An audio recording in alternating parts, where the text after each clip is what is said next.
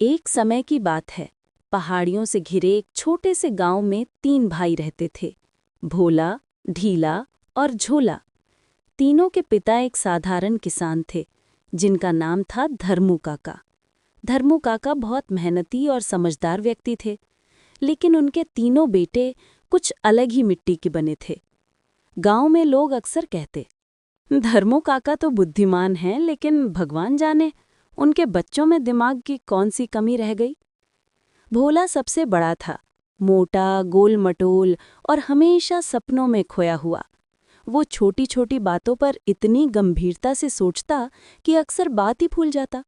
दूसरा था ढीला, नाम जैसा काम भी वैसा। वो हर काम में देर करता, सोचता बहुत, करता कुछ नहीं। तीसरा था झोला, सबसे छोटा और सबसे नटखट। उसके पास अजीब अजीब तर्क होते, जिनका कोई सिर पैर नहीं होता। तीनों भाई अपने माता पिता के साथ रहते थे, लेकिन जब से बड़े हुए उन्होंने कोई भी काम ठीक से नहीं किया। धर्मू काका रोज सिर पकड़कर बैठ जाते। एक दिन सुबह सुबह माँ ने कहा, अरे गाय का दूध तो कोई निकाल ले आओ, सूरज आधा ऊपर चढ़ाया है। भोला बोला, हाँ माँ, मैं जाता हूँ। ढीला बोला, नहीं, मैं जाता हूँ, क्योंकि पिछली बार मैंने बाल्टी पकड़कर खड़ी की थी। झोला बोला, अरे रहने दो, तुम दोनों से नहीं होगा, मैं जाता हूँ।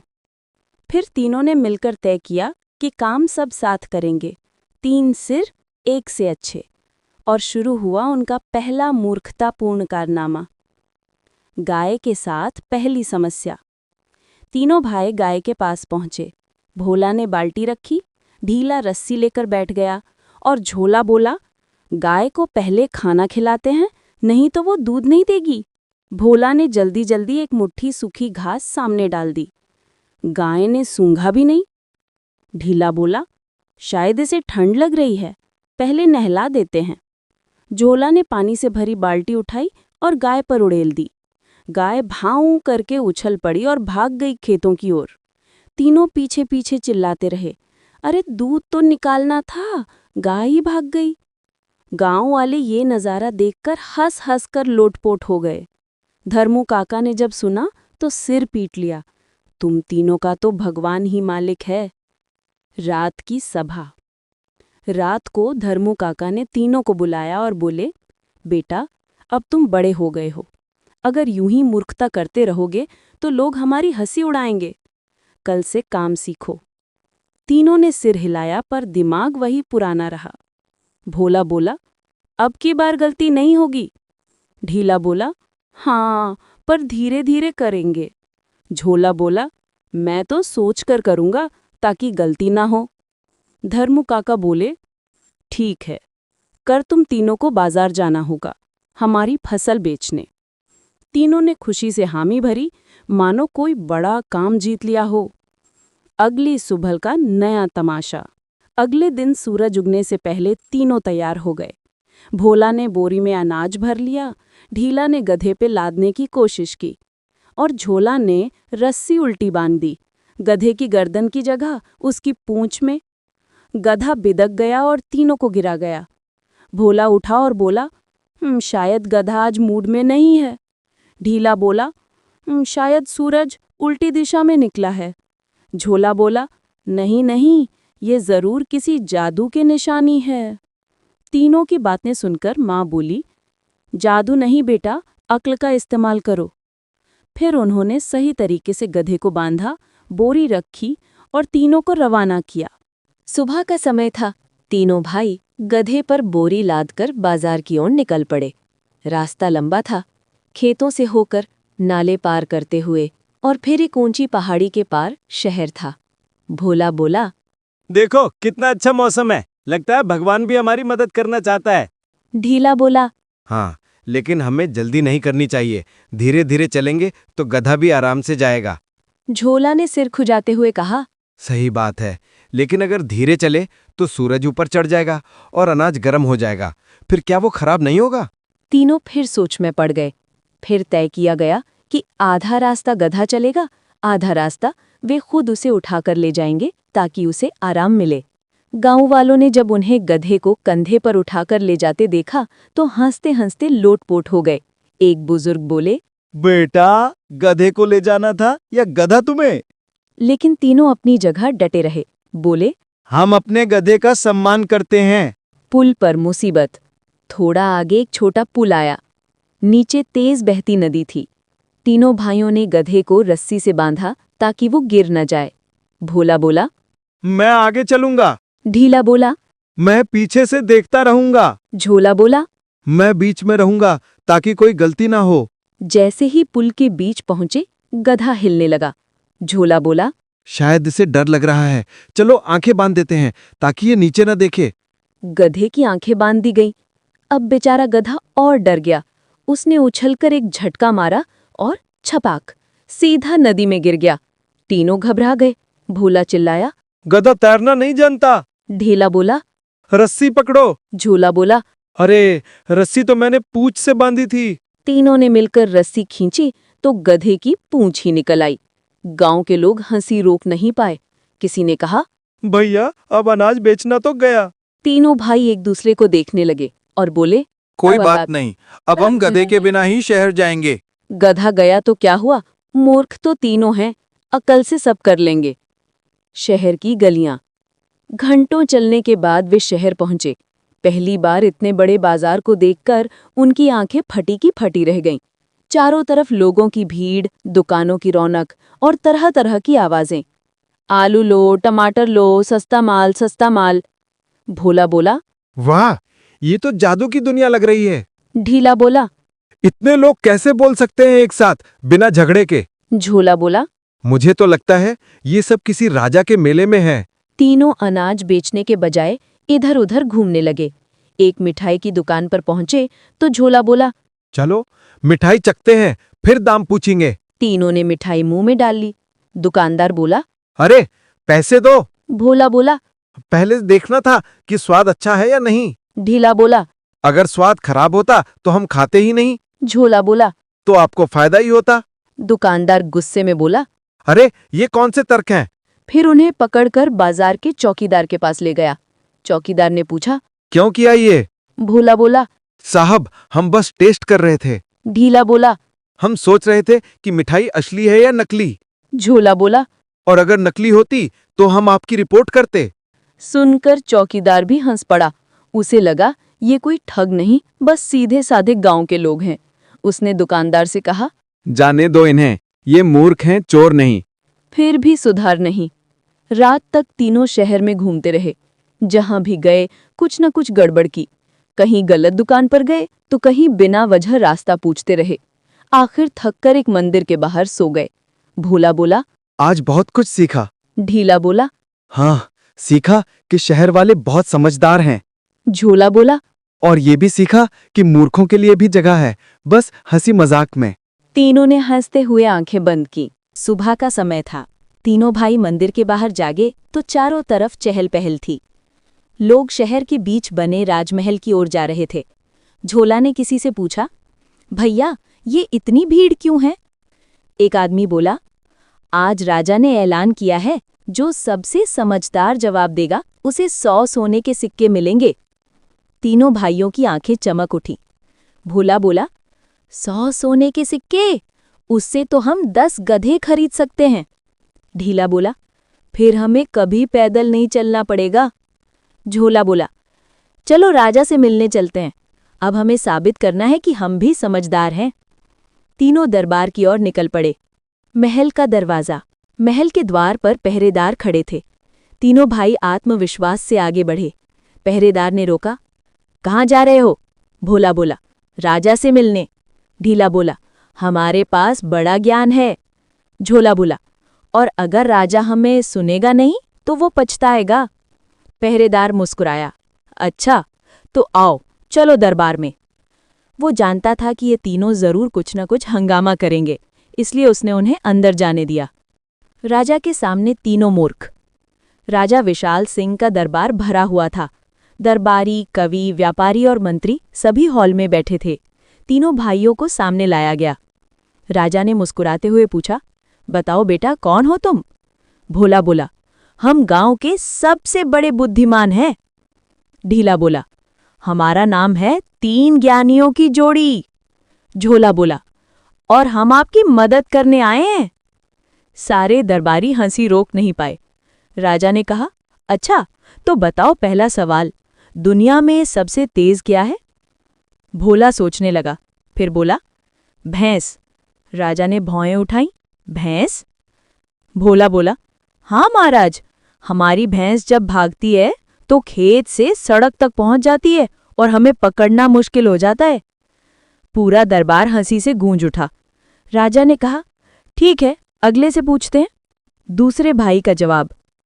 राजा ने ढीला से पूछा, तुम बताओ सबसे कीमती चीज क्या है? ढीला बोला, मेरी टूटी हुई चप्पल। राजा ने मुस्कुराते हुए कहा, क्यों?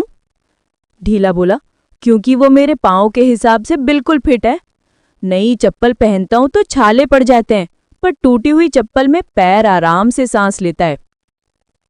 राजा और दरबारी हंसते हंसते झूमने लगे। मंत्री बोला, महाराज ये लोग तो पूरे मनोरंजन का साधन है। तीसरे भाई की बारी। अब झोला की बारी आई। राजा ने कहा, अब तुम बताओ सबसे समझदार कौन है? झोला मुस्कुराया और बोला, महाराज सबसे समझदार आप हैं।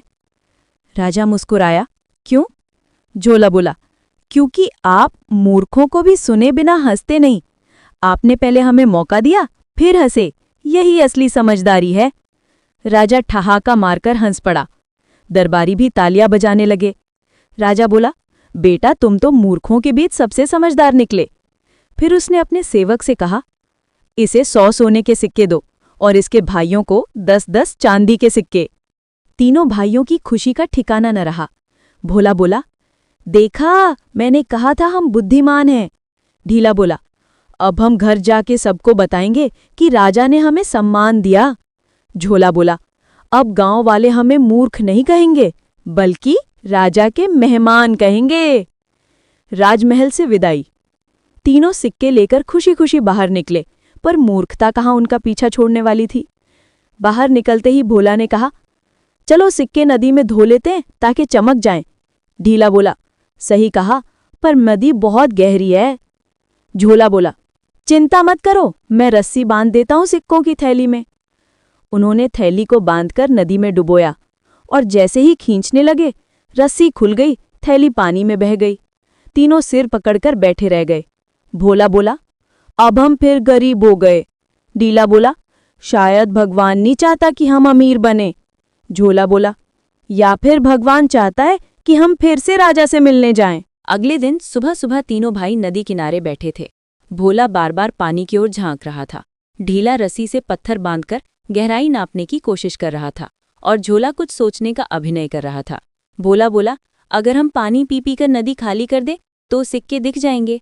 ढीला बोला, नहीं भाई, तब तक हम फट जाएंगे। झोला बोला, मेरे पास एक आइडिया है, हम राजा से जाकर कहेंगे कि सिक्के नकली थे, इसलिए नदी ने उन्हें निगल लिया।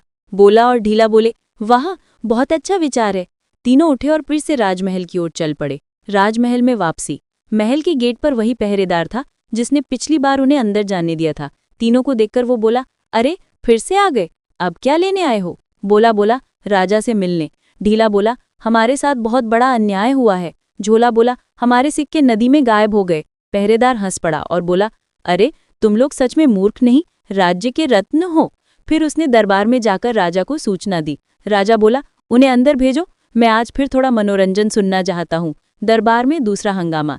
तीनों भाई अंदर आए तो दरबार फिर से खिलखिला उठा। राजा मुस्कराया, अरे मेरे 3 ज्ञानियों, अब क्या समस्या आ गई? भोला बोला, महाराज आपके दिए हुए सिक्के नदी ने खा लिए। ढीला बोला, शायद वो नकली थे, इसलिए पानी में घुल गए। झोला बोला, हम न्याय की गुहार लेकर आए हैं। राजा ने गंभीरता से कहा, नदी ने खा लिए? अच्छा, तो क्या नदी को भूख लगी थी?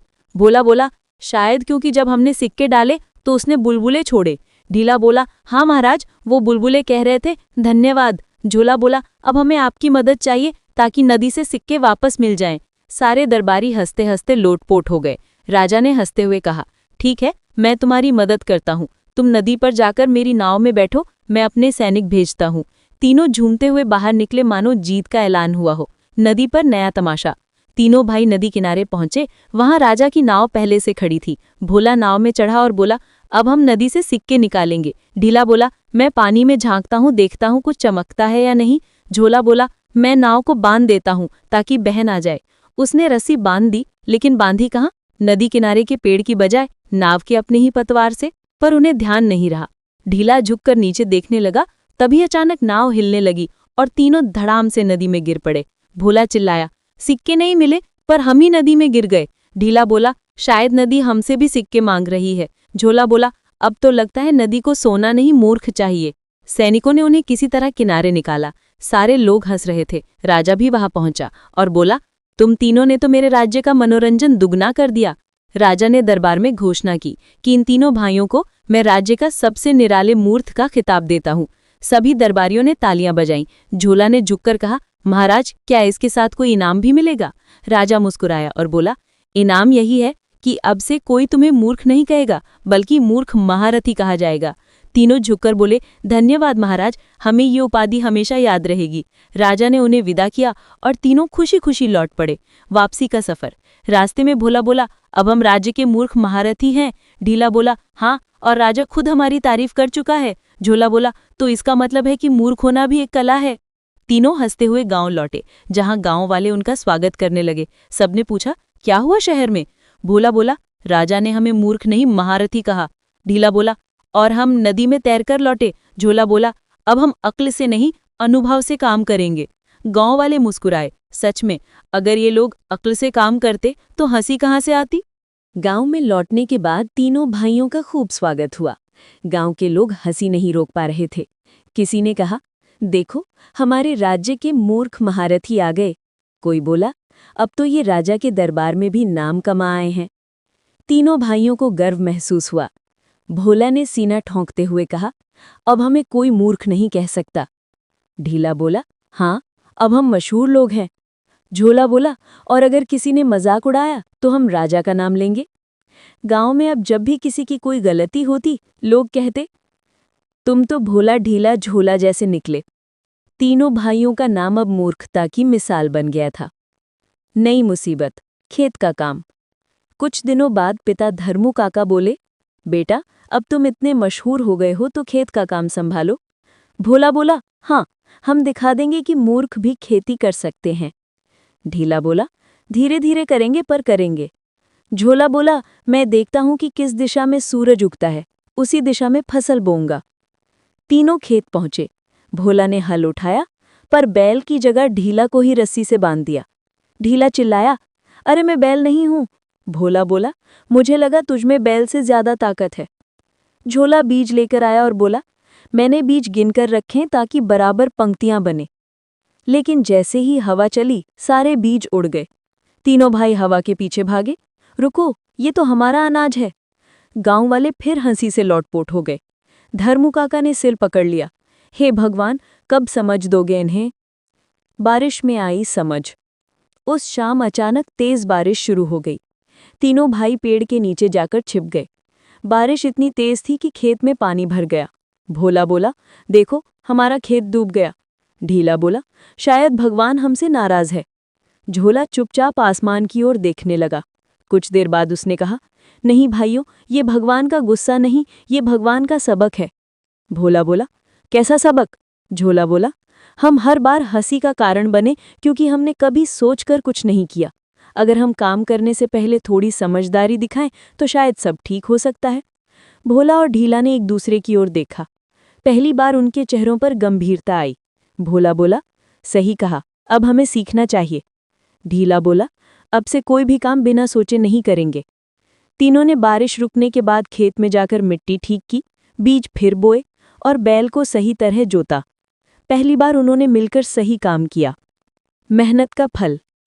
कुछ हफ्ते बाद खेत में हरी भरी फसल लहराने लगी। धर्मू काका खुशी से बोले, वाह बेटा, आज तो तुमने चमत्कार कर दिया। भोला मुस्कुराया, अब हम मूर्ख नहीं, किसान हैं। ढीला बोला, धीरे धीरे ही सही, पर हमने सीख लिया। झोला बोला, अब हमें अक्ल का स्वाद भी समझ में आ गया। गांव वाले भी खुश थे। अब कोई उनका मजाक नहीं उड़ाता था, बल्कि सब कहते थे, अगर मेहनत और सच्चे इरादे हों तो मूर्ख भी समझदार बन सकता है। घर का अंतिम दृश्य, गांव का उत्सव। कुछ दिनों बाद गांव में फसल कटाई का उत्सव हुआ। सब लोग नाच गा रहे थे। तीनों भाइयों ने भी मिलकर एक गाना गाया। पहले थे हम मूर्ख बड़े, अब सीखी हमने अक्ल घनेरे। राजा भी हंसा, गांव भी हंसा, पर अब काम से नाम करेंगे सारे। लोग तालियां बजाने लगे। धर्मू काका की आंखों में आंसू आ गए। आज मेरे बेटे सच में बड़े हो गए। भोला ने कहा, अब हमें कोई मूर्ख नहीं कहेगा। ढीला बोला, क्योंकि हमने मूर्खता से ही समझदारी सीखी है, और यही जिंदगी का सबसे बड़ा सबक है। भाइयों, हमें सपोर्ट कीजिए। लाइक, कमेंट, शेयर, सब्सक्राइब जरूर करें। शुक्रिया।